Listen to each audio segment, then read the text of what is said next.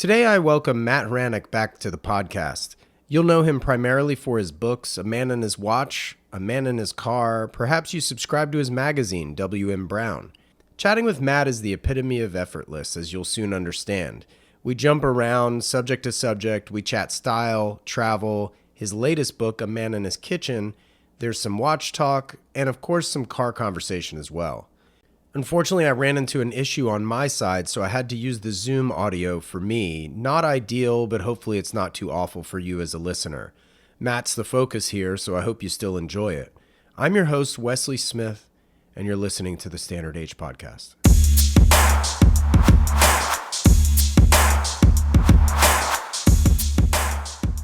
How are you, man? I'm very good. Very Good to good. see you. I see you. Yeah, I love the camel hair look, or at least the camel colored light tan. Is it cashmere? Yeah, this is from Gaia Cashmere. Oh, no way. Davide. Yeah. Heck yeah. Davide, yeah. So Um, I find that to be one of the most versatile colors ever. Listen, my whole wardrobe is earth tones and chambray blue. So Yeah, everything works and integrates perfectly. So yeah, you sort of get to a certain age that you just kind of pick the lane of, it's olive, it's brown, it's navy, it's gray, it's tan, and chambray blue. So well, that's and about I think yes, I couldn't agree more. And I think like the I don't know, the piggyback on that is the fact that you travel so much, which we'll talk about, and the mixing and the matching and the ability to pack, right, is so important. Yeah, you want to have some interchangeable goods, even though I overpack and have lots of variety anyway. I do find that just keeping things in a kind of neutral palette, like I do have some one-off shirting and some one-off kind of tweedy stuff that's a bit bolder, but I think in general, you start with the baseline of basic colors and also stuff that you know you're going to wear. Listen, if you know you're a guy that likes to wear lavender all the time, then you should just pack piles of lavender, It's just the way it is. 100%. I listened to a podcast yesterday with what is his last name? Jay from Dinosaur Jr., the singer from Dinosaur Jr. Do you remember Oh, that yeah, I band? know who that is. I don't know his last name. No. And yeah, it's I can't it's escaping me, but he's like obsessed with purple, evidently. More power to him. I mean, it's not my vibe. Yeah, Uh, same. Even though I do have some Harris tweeds that have little flecks of heather in them, Sure. which I think is totally appropriate for, I think I have a gun club with that, which is really nice in terms of its subtlety. But no, I'm very anti-purple normally, Yeah. lavender. I mean, Yeah. as much as I love Crown Royal and everything, I just Yeah, exactly. I can't Those really get pouches into it. come in handy. Those Yeah. pouches come. Yeah. That was like a thing in middle school for us. Did you guys have that up in New York where like you would carry a Crown Royal Yeah, pouch, the pouch? my grandparents, Crown Royal was the kind of high-end whiskey gift Yeah. to any Italian who owned a restaurant or barbershop or anything like that. So there was a lot of Crown Royal and being consumed as Canadian rye. I actually think it's a great Canadian rye, honestly, Yeah. still. Yeah. But yeah, we used to carry our crap in them. Yeah. Yeah, that was like really big in middle school. I remember I used to carry like if you're trading baseball cards at school, we would put them in Crown Royal Yeah. pouches, and to keep them organized, of course. And then I know kind of in the when a person was white trash in the South, but they happened to come into some means, Crown Royal was always in their house. And then on top of that, I knew this couple who he painted his whole home office Crown Royal purple on the Wow. walls. I think I use them for like lens pouches and stuff, Yeah, when it's like putting my camera gear together.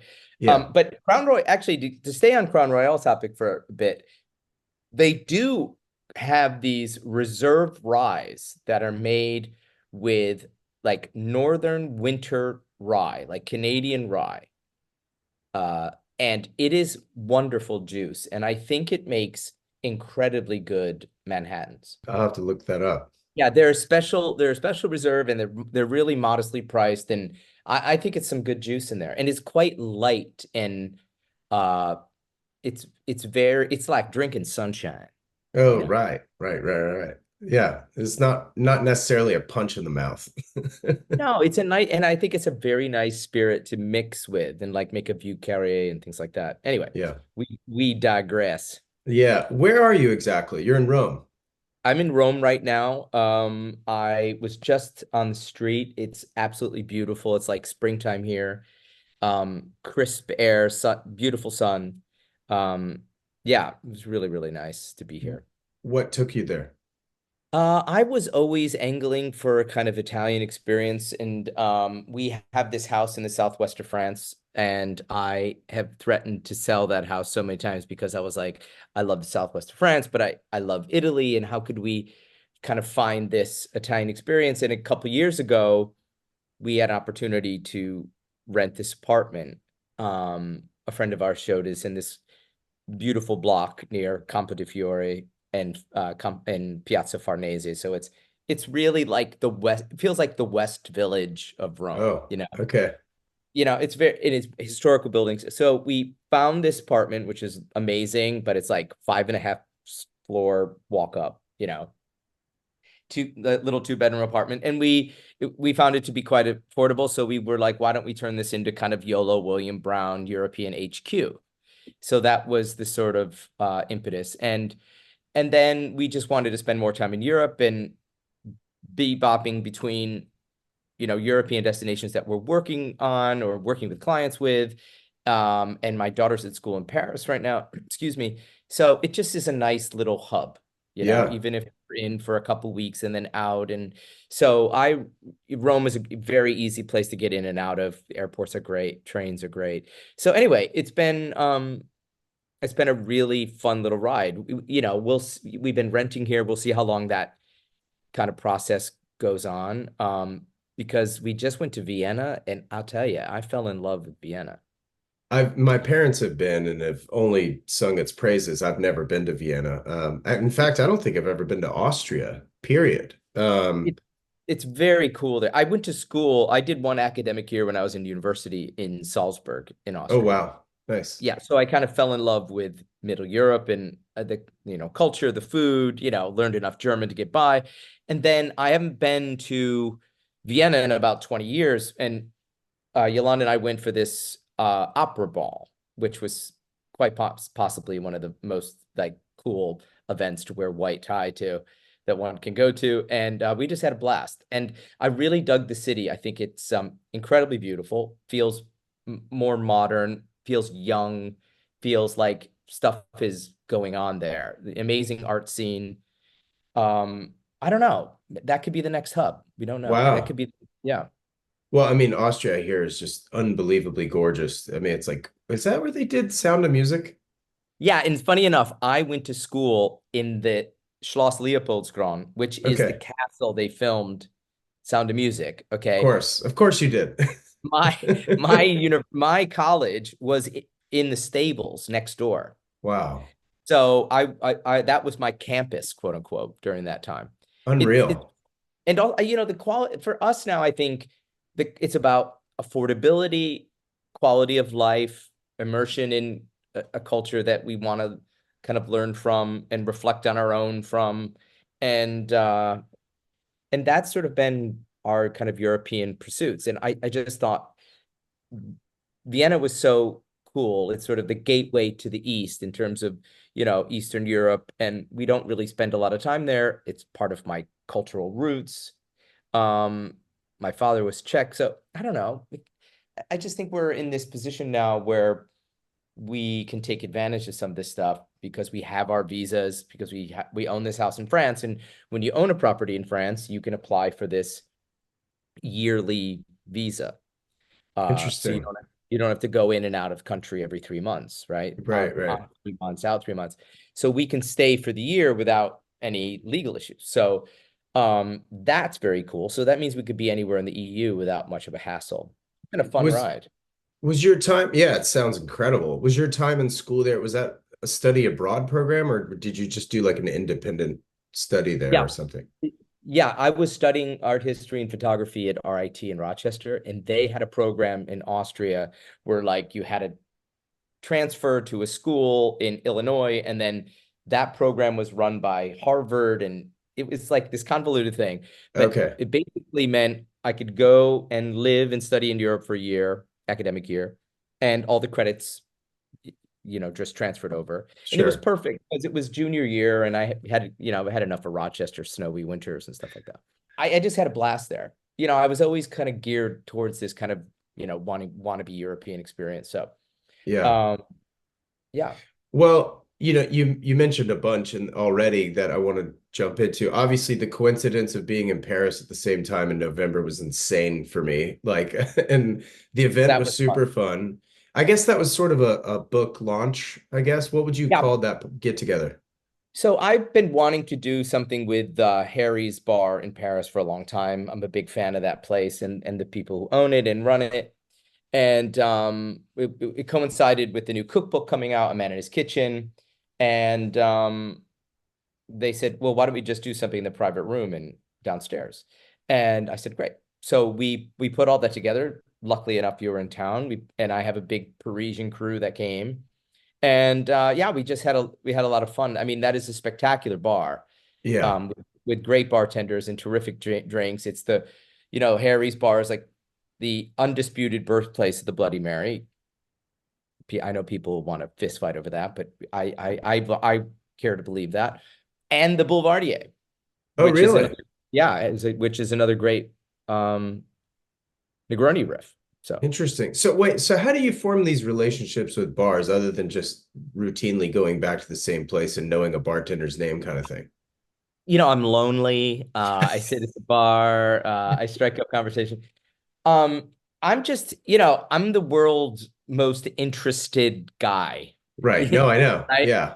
So, I've been going to Harry's. I started talking with Laurent, who's the one of the bar managers there, one of the OG bartenders, and we just started talking, and then, you know, the magazine and the book becomes a gateway to kind of relationships and things like that. And I think I first put him in the magazine, and then I have Harry's Bar in the Negroni book.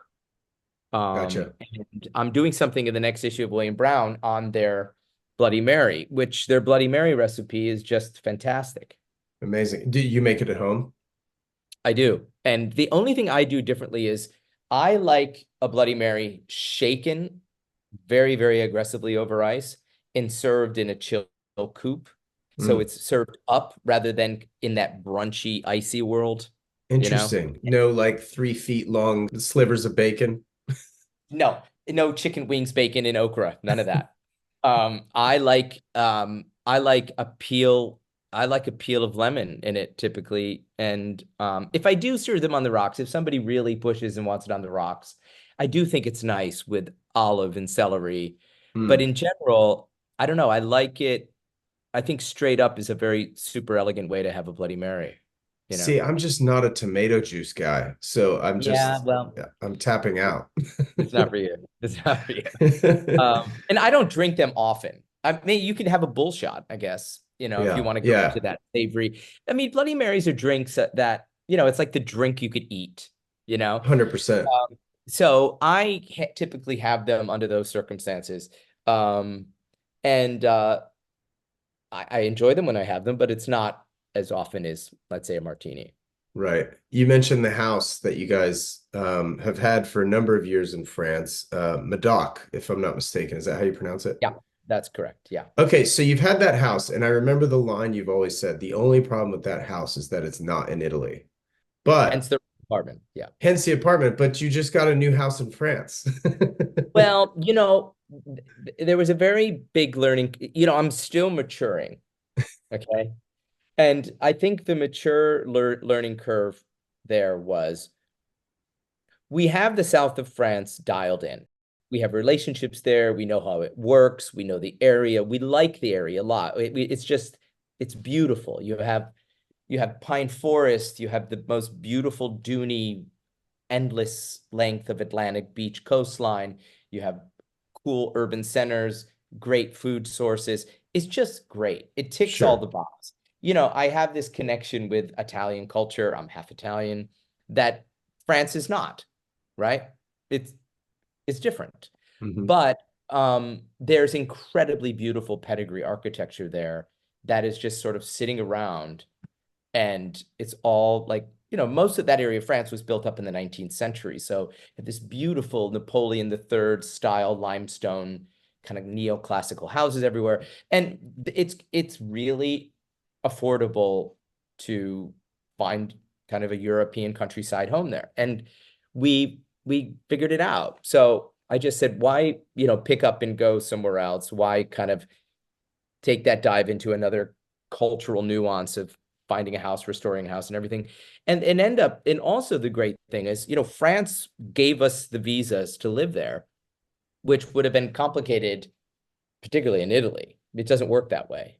Really? So it all kind of worked out well. And the latest house that we just bought, the little, you know, petite chateau, is a fantasy of a piece of architecture for me and Yolanda. So Yeah, it looks yeah, like a movie.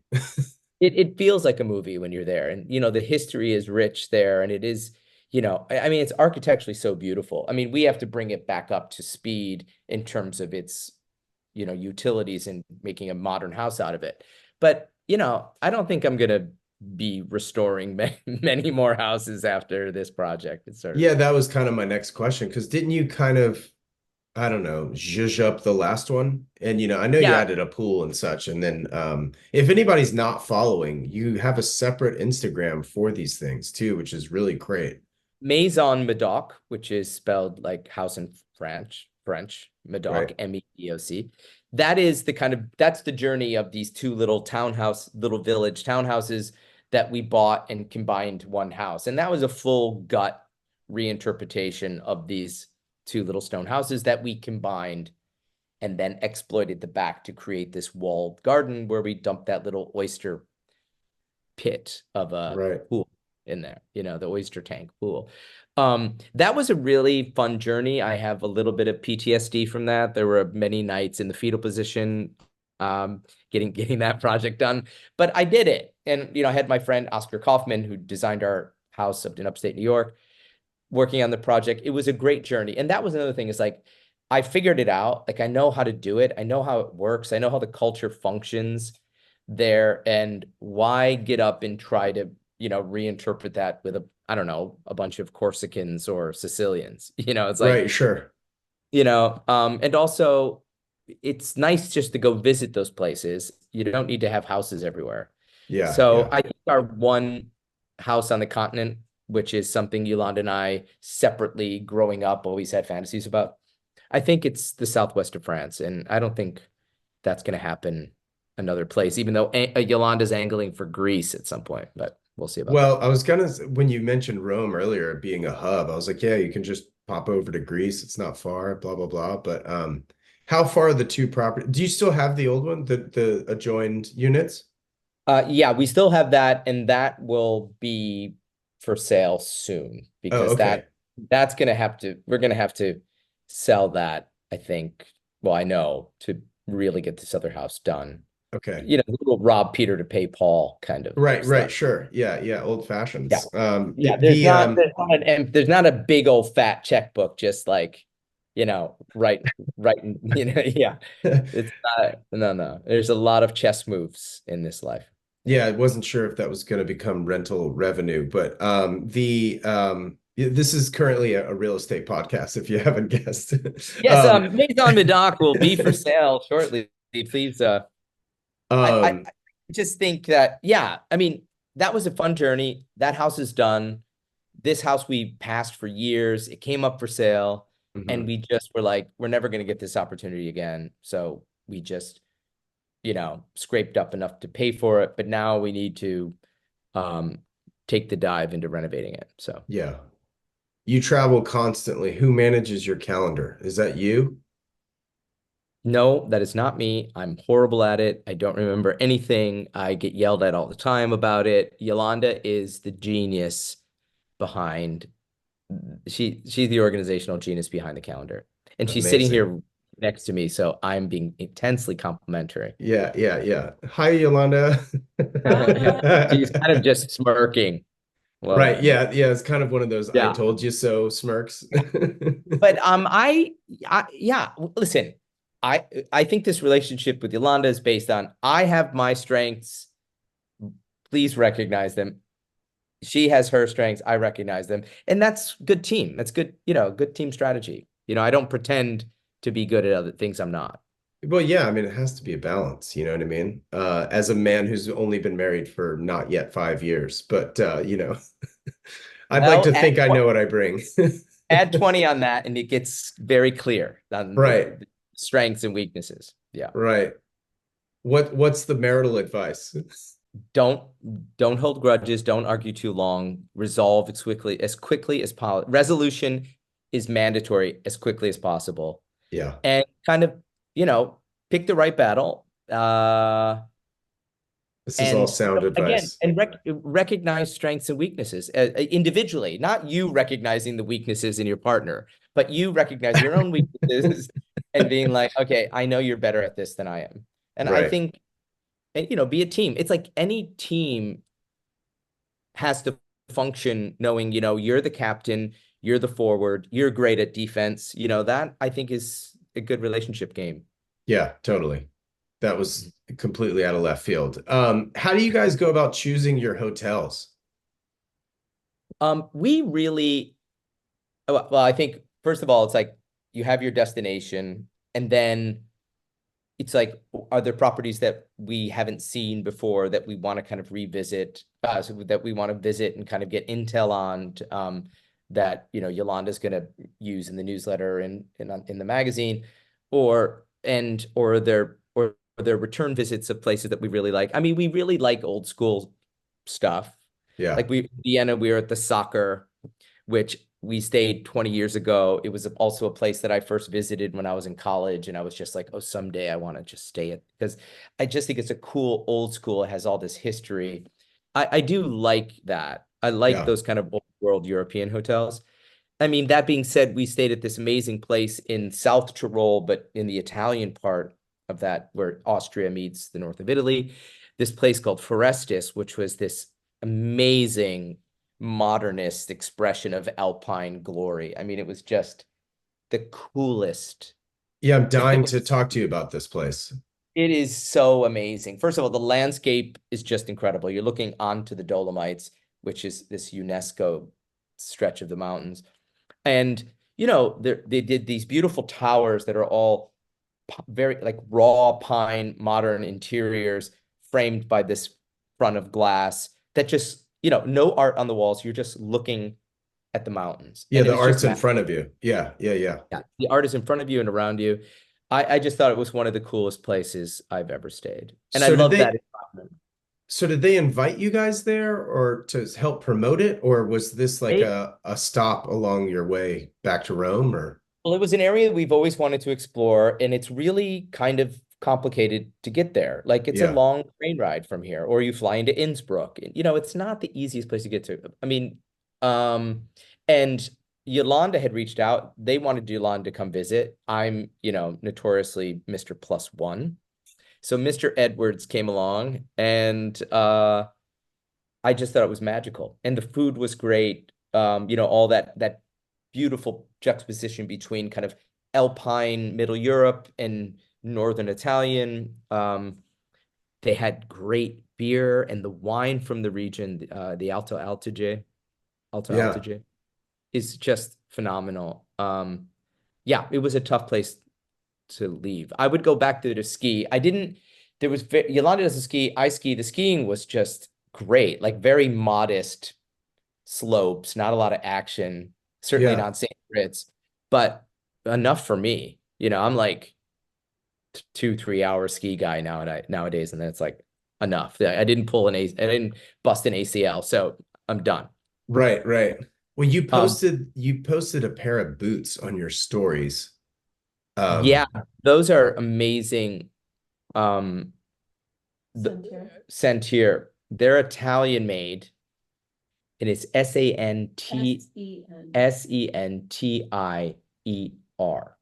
I Right. ordered them that night because you They're and I great. exchanged messages, That's and right. I told you, I was like, holy shit, like I was looking for this exact look. And I told you we talked about Danner, obviously on DMs, Yeah. and I was contemplating those. And you were like, dude, there's no break-in period on these puppies. So I was like, I DM'd the company. I was like, expect an order soon and thank Matt and Hranek. And I was That's like, good. yeah, I measured my foot on the paper the way they said, and I ordered It's them that great. night. Well, I think they arrived tomorrow. what I like about them is, they remind me of the OG hiking boots Yes, I had as a kid or I loved as a kid. Red laces, suede. I actually have a black pebbled leather with orange lace version of them sitting in New York. Um, amazing. they're just beautifully constructed. They're all made in Italy. They have a really nice vibrant sole, but they didn't beat me up, and we hiked 2 hours at the first day in them. That's Um, incredible. Because usually yeah, you're talking blisters, you know what I mean? yeah. I mean, for me, and I have really messed up feet that are never comfortable. I thought they were really great. Yeah. And they look good. And yeah, you could definitely go more high tech, Okay. but I I just think they're too they tick the box of like great looking and performing. So anyway, those were great. And then we basically did a bunch of hiking there. They had these great trails in this like mountain trail where you took a lift up and then you hiked up to. This is what's so great about hiking in that part of the world is you actually hike to a guest house that has like great food and cold beer and good wine and not just a vista, you Yeah. know. It's like And then après ski. yeah, and then you turn around and walk back, and we just had a blast there. And That's great. that's really terrific, I think, about being in Rome is, that would have been a much more complicated journey to go to the mountains from Bordeaux or Right. Médoc. Yeah, totally. So to have these kind of two hubs working, it's been a really good opportunity for us to see a lot of stuff. You know, this is a question that I've been thinking about more lately as I get older. I don't know what your relationship with money is. Obviously, you were saying rob Peter to pay Paul, which is something I think we've all done and needed to do throughout life. But how often do you think about retirement? Every single day of my life. I mean, Really? yeah, I have been. Listen, I think I got started late in the game of like squirreling money away and all of that, Hmm. but not too late, you know. And that came, listen, I didn't come from a family of means. I certainly was not instructed as soon as I was like 15 to start squirreling my paper route money away. Yeah, your I mean, I Roth was just IRA. yeah, I was just making money and spending money. But it does. We started getting very, very smart about it when Yolanda and I first met and started squirreling away money for a child that maybe wasn't born yet. Just squirreling money away for the things that we wanted to um, save up that were a part of our long-term plan. You Hmm. know, and I think, that's my advice to Clara. She's like 20 now. And I said to her, I wish somebody said to me when I was 18, 19, like start with a financial plan and financial advisor now. Right. Yeah. And also I always like as I got older, like I was kind of putting my money in stuff that I knew I was going to physically enjoy straight away, and I knew had a good financial play for the long term. Yeah. And that was like wheeling and dealing cars, even in my 20s, and watches, even though I don't really sell many watches anymore because I just think every watch I sold, I just regret Bought it. another watch. Yeah, I'm just like, why did I sell that Omega Ed White? What did I do that for? I know exactly what I did that for. I sold that to finish the kitchen in France. I was like, that was you know, Yeah. um, but yeah, I don't think I can offer intensely complicated financial advice, but I think planning and squirreling away is important. And also when you buy stuff, the best, buy less of great things, Right. particularly in objects and art and watches and if you're into cars. Just buy the most expensive version of the thing you want because you know you could always get return on that if played right, you Yeah, know. I've always looked at this as less of an investment, this meaning like watch collecting, for example. Yeah, And first of all, I don't have like a North Star in my collecting journey anyway. Like all these like terms that people use, and there's no central reason or like point of it really, other than I just really like this look, and I'm driven, yeah, probably like yourself, like I'm just totally driven by aesthetics, but I've never looked at them as investments. I've looked at them, sure, as a way of mitigating loss, however, which I think is a totally right. different mindset, right? Like, if I need to get out of this, can I get out of it? And That's how much money did I lose versus driving the brand new Honda Accord off the lot and losing 30% on day two? You know what I mean? right. I Um, totally agree. And um I think with watches, I never saw myself as a collector, as just someone who was like an enthusiast and an owner.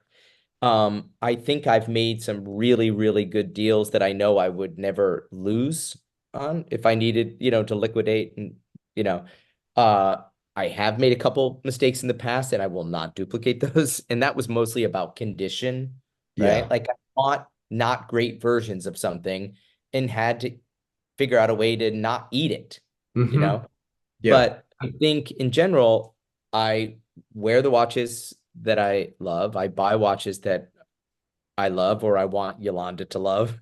And yeah, if I think if I really had to put the hustle to it and liquidate stuff, I think I would do just fine. Speaking of retirement and all this stuff, like, do you have kind of a holistic goal now? Like, I don't want to get all interviewing for a job and be like, where do you see yourself in 5 years? Like, I hate that question, but like, is like as far as like the magazine is concerned and things like that, like, is there, or are you just always thinking about the next issue? I really, really love what I do now. I would say my journey has always been about, well, I think the advice is like find what you're good at Yeah. and pursue that, right?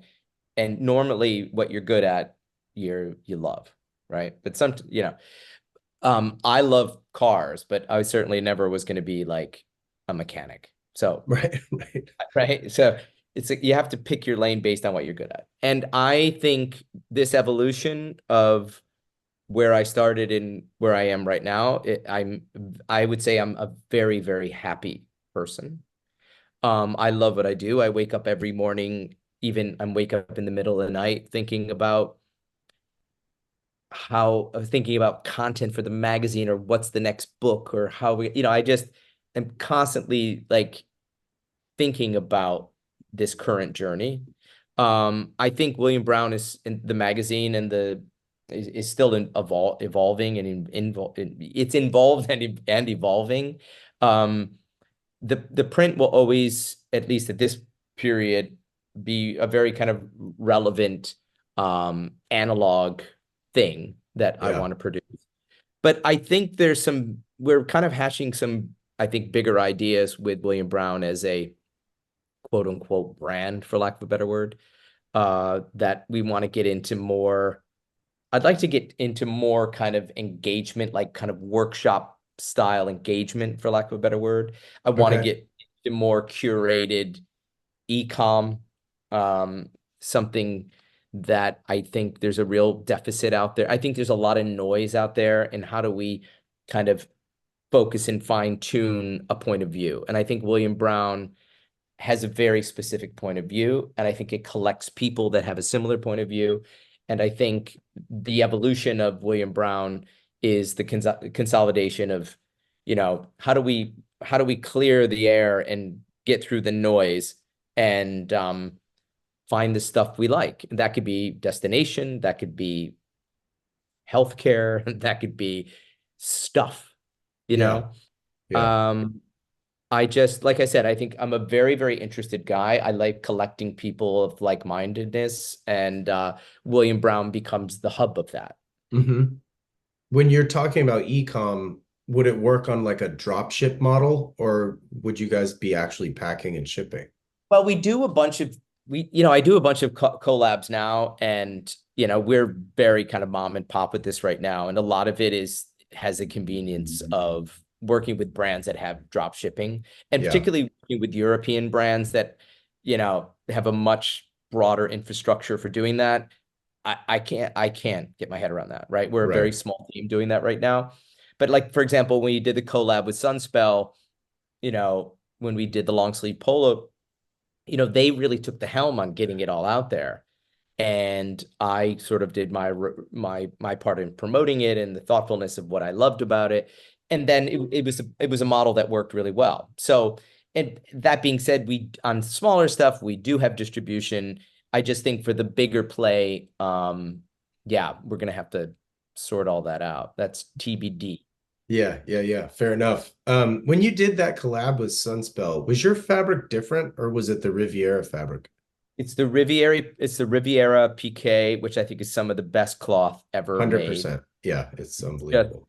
it is the best. It is one of the best, if not my favorite, short sleeve polo ever. And now my favorite long sleeve because we did that in the navy with the standing collar that fits really nice under a blazer.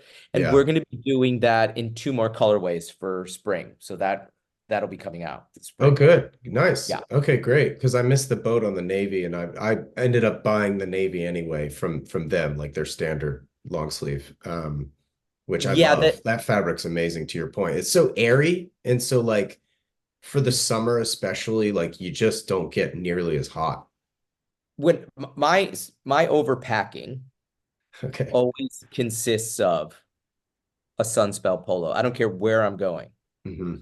A polo is in the bag. If it's cold weather or warm weather, there's a navy or black that goes in the bag. And now it's the long sleeve because, you know, you roll it up past your elbow in warm weather, you wear it under a blazer, you wear it under a cashmere sweater. It's just it's a great it's really I don't have to pack two shirts now. I could pack one, even though I Right. packed four more, but whatever. Yeah. But that was a great collab, and we're doing some knitwear for next fall. They do incredibly good English made, English yarn, English wool, English manufacturing, which I like that they keep it local like that. Yeah. Um, Knitwear. So we're doing a inspirational riff on something for the fall. I That should rarely wear a raglan sleeve and their sweater. I guess it's lamb's wool. It's one of the only raglan sweaters I own is a Sunspell. It's great. And their color choices are great and it's, it's a terrific brand with great history. sure. Um, and I went up to the factory in Long Eaton. It's this tiny little industrial brick English town with like really good bacon sandwiches. Amazing. Um, yeah, it's great. There's so much. Their t-shirts are so great. Like there's like one woman ironing and packing the t-shirt. So people say like, oh, 75, I think they're 75 US, right? 75 US for a t-shirt. I'm like, yeah, all day long. It's worth 175. It's like they launder great, they look great, you look great in them. I just love brands like that. I take a lot of pride in, working with brands that have good ethos to them, Yeah, you know. I mean, I try to keep it local. I mean, mine are $72 if you're buying one with a pocket, and they're all cut, sewed, dyed. My fabric's made in LA. Everything is just vertically, boom, done. Yeah. Now the Yeah. cotton comes from all over, sometimes American cotton, whatever. It's based on kind of the market, I think. Mhm. But yeah, I tried to keep it as local as humanly possible. I don't Um, get so crazy and obsessed about like American made, like I don't no, get no, exactly. Right, right. I like don't promote it as like made in the USA for that reason, right? But it's more like and I'm not super Mr. Carbon Footprint either. I mean, I love cars, but right, but it right. there is a balance that you can Yeah. find, I think. If I can get it done, I just want to get it done the best. by the best person or people I can get it done by. And if Hmm. their philosophy is like, yes, we want to employ this many people and keep it local, and great. But like I caught a lot of shit with the first William Brown hat, the trucker snapback, because people were like, this thing is made in China. And I was like, yeah, it is. And I had somebody say to me, do we want to take the made in China sticker or label out of there? And I was like, absolutely not. Because I tried, I'm not exaggerating, 25 hats of that mesh snapback because that's what I was looking for. And I wanted a very specific shape, selfishly to fit my little pinhead, you Right. know, and that was the one. And it was made in China and it was luckily very inexpensive. So we were able to make them inexpensive for people. This is made in Vietnam. Some And people just it's do it like the better. softest mesh. Well, I mean, some stuff is just has to be made in Asia. I'm sorry. Like if you're making a Gore-Tex jacket and you're not Arc'teryx, because I think they're the only people making it in Canada, they have the machine, Asia, have the machinery. We don't. Like, what do you want? Like It's like that with some down products. It's like that with 100%. synthetics and also the speed and dexterity that things are made.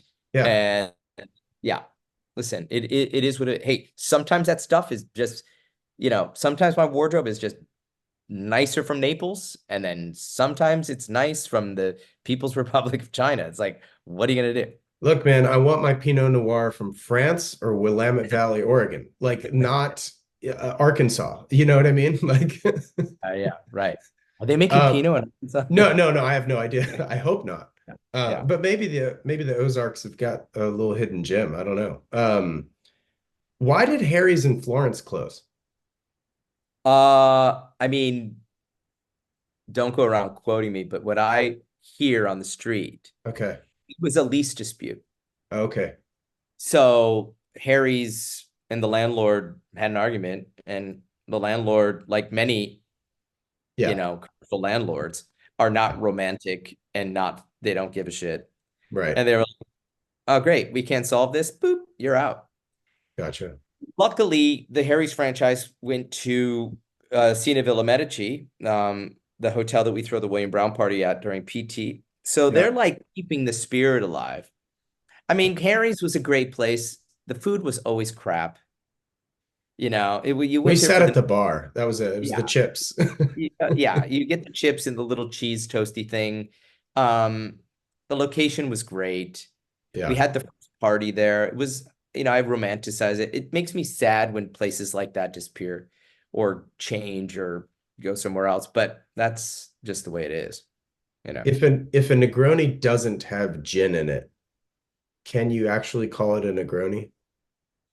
I think you can call things like a mezcal Negroni, Okay. uh, right? So Like I so would it call becomes a some, mule if you get the Moscow mule and the Mexican mule and the yeah, I think, let me think I think in a, well, the one made with coffee liqueur, we called it El Professore.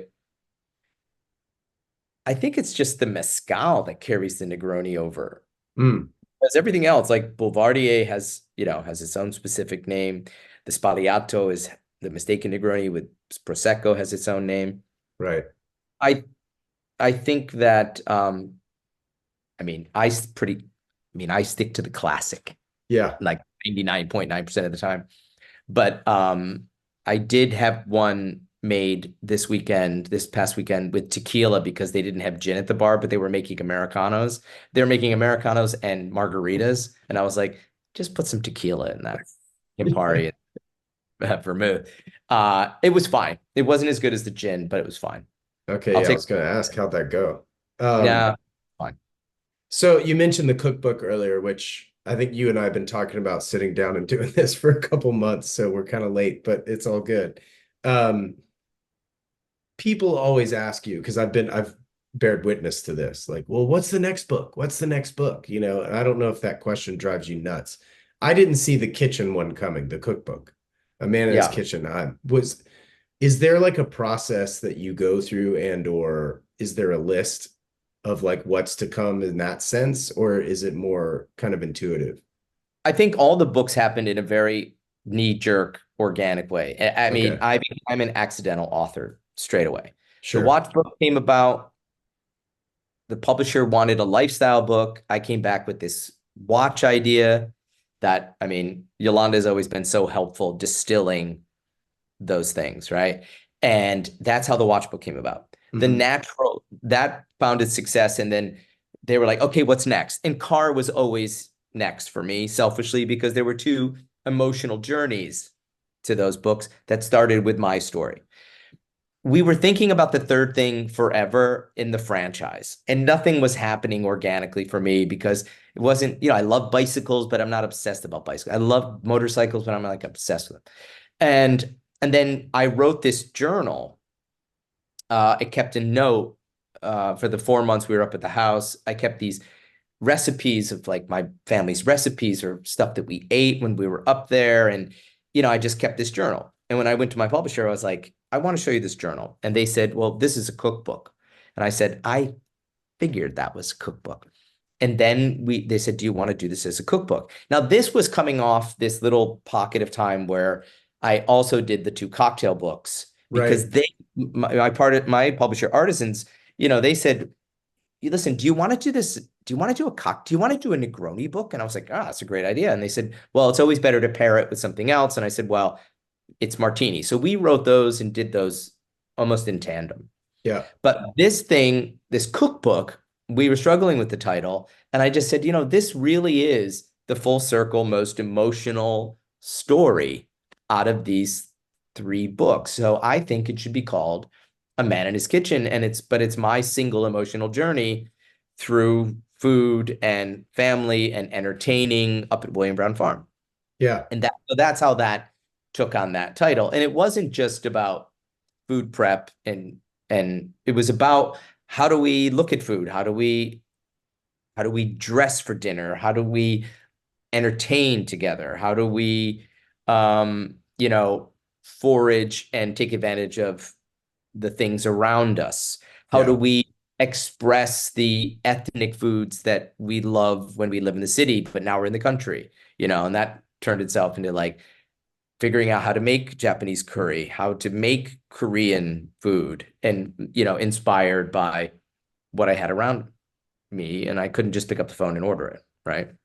Well, and So Artisan's known for cookbooks, right? As a publisher? Artisan, yes, Artisan publishes, in my opinion, some of the best cookbooks that have ever been written. Thomas Keller has his whole franchise there. Sean Brock, um, Good my friend company. Anthony Gentle, who is an Yeah. amazing photographer, did this book on mushrooms that is just insane. Yeah, I love what they do. I think it's super thoughtful food with some very clever cooks and chefs. And also visually, I think they do a great job. It's a dream of a publisher to work with. Absolutely. They give you such control and such thoughtful guidance. I couldn't have done it without them. Yeah. And remind me, how did you connect with them initially? Well, Yolanda and Pilar Guzman, they were at Cookie magazine. And that was this kid's lifestyle magazine, the parenting magazine that was so cool. Cookie. And they were working on a book and they met Leah, who's the publisher. And Yolanda, very casually in conversation, said, oh, if you're looking to do this kind of book, maybe you should talk to Matt. And I Hmm. think at that point they were looking for entering into the men's space and style. Sure. And I just couldn't get my head around it because I was like, does the world need another How to Tie a Bow Tie Right. book? Alan YouTube. Flusser. Yeah, YouTube. I mean, Alan Flusser did the best book on how to men's style ever published. There's tons of great. You have it there. Like, Yeah, I yeah. mean, you don't need another book on that, right? You certainly don't need me to Right. do that. And that's how the watch story. They turned that book down, by the way. They didn't want to do a watch book. And I said, it's not a watch book, it's a storybook. And I went in it with Stephen Lewis, my really good friend who ended up photographing it.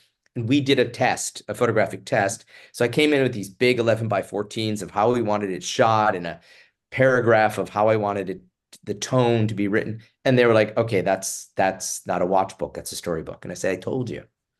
And that's how that happened. And the funny thing is, like, I reached out to a lot of people that I will not name publicly, who turned me down. They just thought it was a fluke. They're like, what are you talking about? You know. And then when the book came out, they were like, why didn't you ever ask me to be in the book? And I was like, do you want me to show you the email? You know, I did ask you, and you never answered me, or you turned me down, or whatever. I get that that happens, Dude, this but happens all the time with my brand. Are you kidding me? Like, it's like, oh, that's cute. Wesley's got a little clothing brand. And then they're like, holy shit, man, this stuff's actually nice. I was like, yeah, it's actually nice. I've been in this industry 20 years. What did you expect? You know, right, like, right. anyway, it's so Yeah, funny. I try not to dwell too much on, you know, it is kind of nice when you say I told you so. Yeah. Yeah. There's Yeah. like a perverse pleasure in that. But Yolanda knows. Yolanda knows. you know, yeah. Um, I hear that a lot. Yeah. Um, but I think that by the way, we couldn't do 3,000 stories anyway. We did 85 stories. Yeah. Yeah. I think they're good ones, and I like that they're not all chock full of celebrities and, you know, major players. I like that there's a lot of minor players in there. And the same with cars. They were like geezers at car shows to Jay Leno. Like that's the way it Right. should be, you know. Every time I go into the Sunset Tower, I think of Bill Murray now. Oh, Murray. Such a That I mean great story. that's one of the biggest gifts, that story. And I saw Bill Murray about a year ago at a party, Oh, and a wow. very intimate party. So like all the celebs had their guard down. And I said to him, you know, thank you for giving Dimitri that watch. And he was like, oh my God, you're mad. Oh, people come up to me about that story. People come up to me about that story. And he had an Indiglo on. Amazing. Yeah. I mean, he's like, he loves those watches. That's sick. And the best thing is, like, we were at that party, we talked for a little bit, and then he was going to the dance floor or something. And we passed each other as we were going to the bar really closely, you know, and he just looked at me and he went, mad. And I was like, that's all I needed to hear. That's all. I just needed Bill Murray to remember my name as I passed Yeah. him going. Um, but you know, that is definitely one of my favorite stories in the watch book. The Yeah. Stallone story I love, and I love the Adam Chronotis Casio story. Yeah. You know, there's some really very, very good intimate dialogue that happened in that book. Yeah. Um, Yeah. Yeah. No, it's phenomenal. And you know, I think every watch YouTuber has it in their background. I think I saw something recently where it was not watch related at all, but it was on like the coffee table. It may have yeah, been even like an architectural digest home tour or something. And it was on the you, coffee table. prop stylists love that book to like put in like um what's the name of the show that I refuse to watch? Succession. You don't like it? Oh, I just never got into it. Oh, And you just Yolanda, didn't get it. Okay. I know I didn't. Yeah, I just couldn't find the momentum. And Yolanda always was like, "We got to watch it." And I was like, "I'm already watching something. I'm already watching Better Call Saul." It's like that kind of thing. 3 episodes. It takes 3 episodes. Like I was like, this is so fucking slow. Like I can't get into the show. And it was like the fourth episode, if I recall, Right. was like, okay, now we're off the ground, you know? Yeah, I'll give it another try. Yeah. Um, but it's in the foreground of some scene. It's on Ralph's the Ralph documentary. You know, Ralph's in the book. So Yeah, of course. Yeah. yeah, like I see it, you know, the idea, and Artisan really ran with this. The idea with all three books was to just make beautiful objects that even if you didn't like the content, you were going to be attracted to the title and the object, right? And the fact that watch lovers shoot their watches on the cover, like all that stuff was all firsts. Like Hmm. books were not being used as props, and now people shoot their watches and their Negronis with the Negroni book. I just love all that because I wanted that. I didn't have that. And William Brown, that was another issue, and a very conscious effort with the design is like I grew up with magazines. I grew up as a photographer, shooting for magazines, having covers that were ruined by how to get abs in 12 weeks on the cover. You know what I mean? Yeah. Like Yeah. great pictures just ruined by words. What you want to Totally. see on the cover is a title. Like I wanted to see my photograph with just a G and a Q. Yeah, like if Yeah, you pick up a GQ from, I guess, like the late 60s or even like the 60s, it's just image GQ. Yeah, that's right. And then, that the design concept of, how people wanted to sell it, that changed. But with William Brown, it was just like, this is something that, we just want to convey a feeling of what the content is with the cover and the inside. Pick it up, flip through it, you'll yeah. figure it out without having to tell you, Scotland Hunt, or vintage alphas, you know, just pick it up and flip That's through it. that's great. Oh, here's a nerdy question. Who designed the covers of your books? Like with the font? Like how did you go about that? That was all done in-house, with a Okay, great team. I mean, I have to say, I had a lot of input. Yolanda did a lot of Monday morning quarterbacking as well. Is that sure. correct? Monday morning quarterback? Yeah, Yeah. After the fact, right? So we were very, very hands-on in terms of design and font choice and flow and hmm, form. But thanks to Artisan, like they trusted us yeah, and uh they listened to me whine here and there, but I think we both came to the right conclusion. yeah. I like the debossed, embossed, debossed. I always Yeah. get too confused of like the skillet on the front and stuff like that. Yeah. Like it's just another tactile sort of experience you get. And that also was about like I didn't want like for the watch book we were so lucky to get that Paul Newman Big Red and I didn't want words on that. And Yeah. the same thing with the Land Rover and the car. Like I just didn't want words on it. So then the Hmm. slip cases. And then with the cookbook, we didn't need a cover image because it was about the imagery inside. So Right. that it all played in really well within the series. And Yeah. I don't know what the next one is. I mean, we're just sort of fresh off the cookbook. I think we did a big push and kind of cookbook tour when that first came out, Paris being a part of that. And then we took a breather, and then I'll probably start pushing it again, like before Father's Day, because dads Sure. need stuff. Grilling and chilling. Yeah. What's your last meal? Do you have one? I probably some kind of sandwich. It's Really? probably, Okay. yeah. There is something, I know this is so cliche, but there is something so great about a burger. Like I probably, if I think of, it's probably like an In-N-Out burger. It's probably something just like that, you know? Incredible. It's not extravagant. It's just, salty, fatty, sweet, right? Yeah. It's that, it's ketchup with American cheese and a burger, like that is um that's my one holdover indulgence is when the plane hits the tarmac in LA, Yolanda and I are both like, we got to go to In-N-Out. There's that Even one if, on Sepulveda, right? Right yeah, there. right there.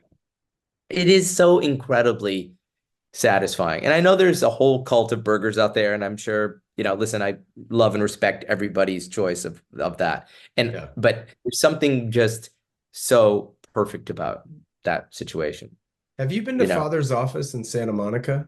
Yeah, years ago, years Yeah. ago. Yeah. I don't Yeah. have a real reference point for it. And I know people love the apple pan, and I'm not so into like barbecue sauce on.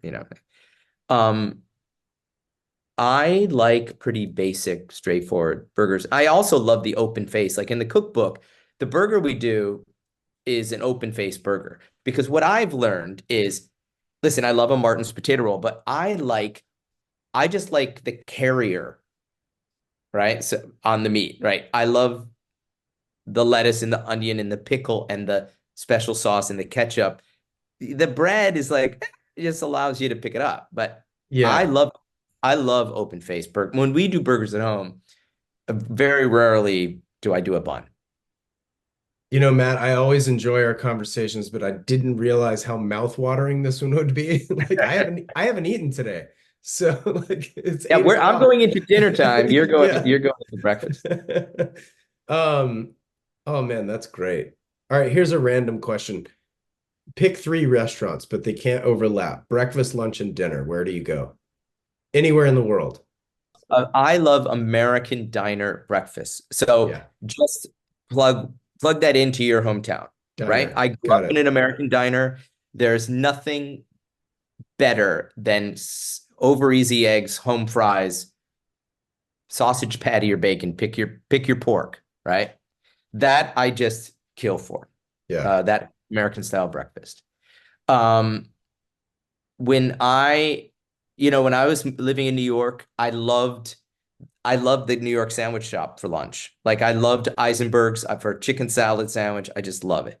I love Katz's for the simplicity, the fact that they do that one pastrami thing so right. And then I think for dinner is when I kind of lean into living in New York, a lot of ethnicity, right?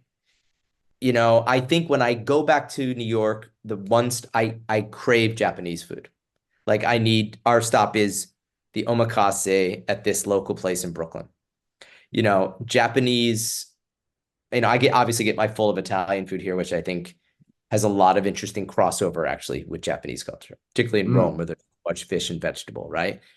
Umami flavors, simple ingredients, profile ingredients.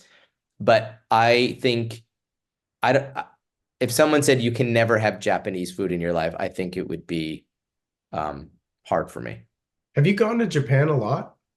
No, I've been to Tokyo one time, and that was with Cartier.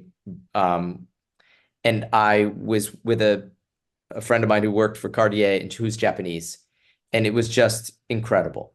I mean, but it was a bit overwhelming, Yeah, I like was I was uh I was trying to rack my brain. I was like, I don't think you've had much coverage of Japan. And I always say about Tokyo, I've only been one time, but coincidentally I'm going in 4 weeks.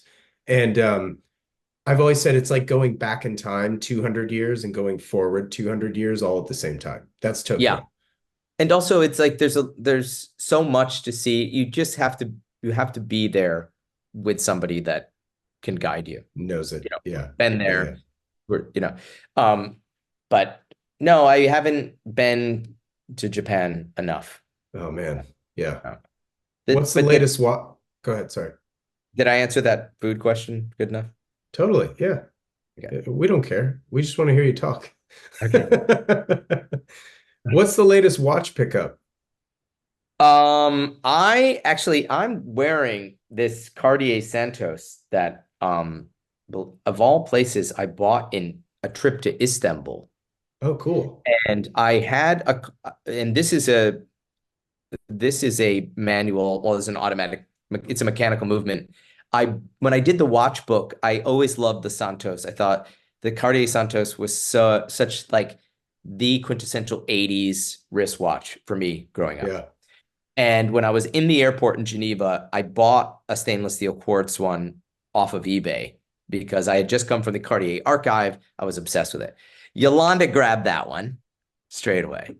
And she wore that a lot and didn't, there was a part of me that still was like, a little bit, quartz, Right, right, even right. though. So when I saw this one, I bought it and the case size is modest. It's a great watch. It's a great watch. I've Yeah. been really on the I've been really on the stainless steel date just push of Rolex, Hmm. and I've been a big fan of kind of oddball shaped period Cartier. Yeah. Yeah, And I'm totally. not talking I'm not talking, crash. I'm talking Right. like, you Pebble. know, weird, very kind of one-off period shapes that are still great deals, you know. There's Yeah. they're still out there and affordable, quote unquote, Sure. you Yeah, know. the quartz thing is like it's less about the fact that it's quartz for me and more about the mechanical movement watches just being heavier. It's a weight thing for me. That being said, I did pick up a Rolex quartz and stainless steel in a horse trade with a friend of mine.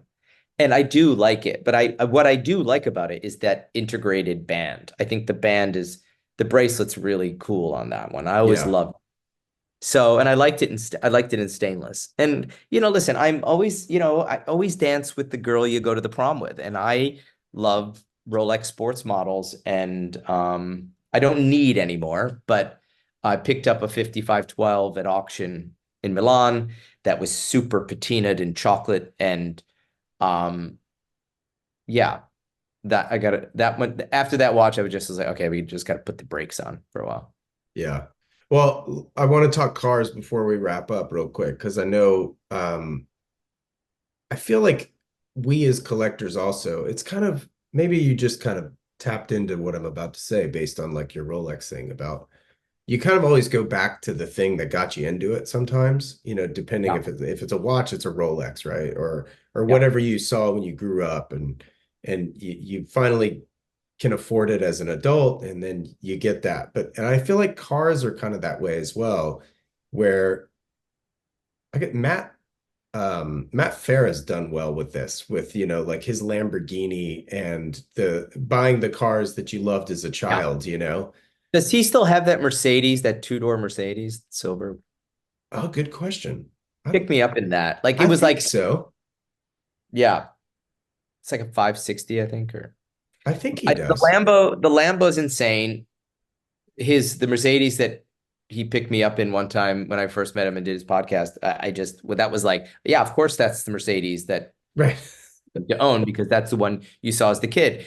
You know, if I could just jump into it, I buy cars just like that. I mean, I bought a 450 SL, chocolate brown, tan interior, tan soft top, like because as a kid of the 80s, I loved 450s SL, 450 SLs.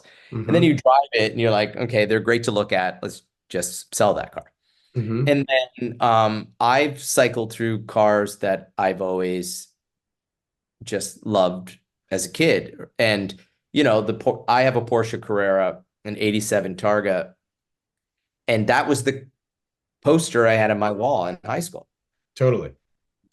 That was the car I wanted to own, and I own it, and I'm never not going to own it. Like that's gonna, Clara's gonna find that under an old bed sheet in the barn, kind of thing.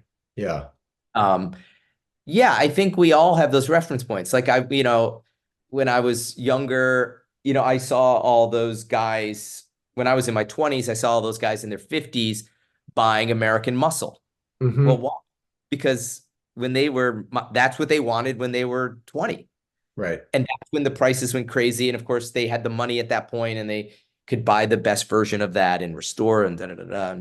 And that's the kind of secular thing about like I should have bought a Ferrari 308 25 years ago when they were 35 grand because Right. all the guys who were growing up with me who are now in their late 40s, early 50s, they're driving the prices up on those 308s because they're buying the car they wanted in 1982, you Mm-hmm. know? And you see that. And I think cars are those things that you buy. They require a lot of space and attention and money and insurance and all this other stuff. So you kind of really buy the ones that pull at your heartstrings, I think, you know. The Fiat Panda, though. I always listen. My first trip to Italy in the early 1980s, I just was in love with pandas. I just thought pandas were the coolest, like utility function young car out there. And then the 4x4s were so cool, but I really like the OG. I have a 1983. I was a huge fan of Giugiaro car design, Yeah. and that thing's being restored right now because I've just driven it and left it in France. It got a little rusty and better. Okay. But you replace the whole leaf spring system and suspensions on a Fiat Panda, and it costs you like $1,200. Yeah. It's a very practical car to have. But I love the Panda. I love everything it represents, and it's fun to drive. Mm-hmm. So that's in France. I bought a 2007 110 Land Rover 110 there because you can, right? Right. And when you're driving around Medoc, you look like like you are a farmer. You're nothing but, that's it. You are Right. not cool. You are not like you're a farmer. It's a tractor there. Yeah. And that's what I like about having that car there. right? Because I know it's cool as hell. Was it easy But to find? yeah, there's a pile of there. There's a pile there. I mean, Oh they're not wow. cheap. Like, I mean, they're not giving them away because people really use them as functional vehicles, Yeah. right? Not just like Nantucket runners or whatever. Right. Um, but that I really love. And I had a Lancia Berlina 2074 that I bought here in Italy that's been sitting in my friend Gerardo's family's garage down in Salerno. I just shipped that to the US. Oh, amazing. Was that a pain in the ass or was that pretty easy? No, I mean, I got a guy, Yeah. you know. Yeah, there you go. It's just, it now it's just a little, it's a little bit more than I'd like to spend. I shipped a 1993 three-door Discovery, Series 1 Discovery. I shipped that from France a couple years ago and it was significantly cheaper. But I- like anything, it's like whatever. Is that the one you did the Brooklyn Coach Works with? Yeah, so that one, so I bought a four-door 93 from Daniel, all original Disco one, just phenomenal car, Yeah, 200 yeah. T, phenomenal. And then Yolanda and I bought one from the same dealer in Spain, but a three-door Negroni red, all Wow. original. And we drove that around France for a summer and then shipped it back to New York. And Daniel did um, some body worked up, updated. Like you could replace all the plastic on that car, all original, for like $300. You know what I Really? mean? Oh yeah, it's the most amazingly practical car. Oh, wow. Yes, we kind of put steel on it. We took off the alloys and updated. We kind of fixed some scratches and gave it a new coat of paint. But that thing's just amazing. And I bought both of those Landys. Be, because their interiors were absolutely showroom. These two Wow. Spaniards that own these cars, as soon as they bought them, they covered the seats. So Right. when we stripped off the seat covers, it's brand new fabric underneath. And so one's got tan interior, one's got the original kind of aquamarine blue interior. And they're just so much fun to drive. They're fully mechanical. They're Defenders, but just with more comfort. Yeah, yeah. What does it cost to ship a car home? I think it's a few grand at the end of the Okay. day. Yeah, yeah. So you really got to calculate that into like it's not worth buying a $1,500 Panda and spending Right. 4 grand to ship that, just like unless Yeah. you're mad. Right, right. Um, but to do it right, and I use Schumacher, which is a great company. It's all insured. It's like soup to nuts. You don't have to worry about anything. They deal with it at the port. There's a lot of like paperwork and hoops to go through. And at the end of the day, it's all nickel and dime, but it's worth it, particularly if you have a car or value, you Yeah. know, Yeah, yeah. that you can't find in the States. So it was worth it for me to ship over the Lancia. And I shipped over I was always in love with Italian motorcycles. And I had a Moto Guzzi when I lived in New York. I got rid of that. And then here there's a brand called Moto Marini. And Moto Marini made a bike called the 3.5, which is a 350cc. Phenomenal, such beautiful Italian design. And you can buy them, I don't know, cheaper than Vespas here. Wow. Yeah. And Italians are obsessed with Italian stuff, right? Yeah. Like you bring a Panda to an Italian Fiat mechanic and they are just like in love with you. It was the same thing with Italian bikes. Like I found these two Motor Marinis and I brought them to this guy who is a phenomenal motorcycle mechanic. And when these Marinis came in, he just like lit up, you know?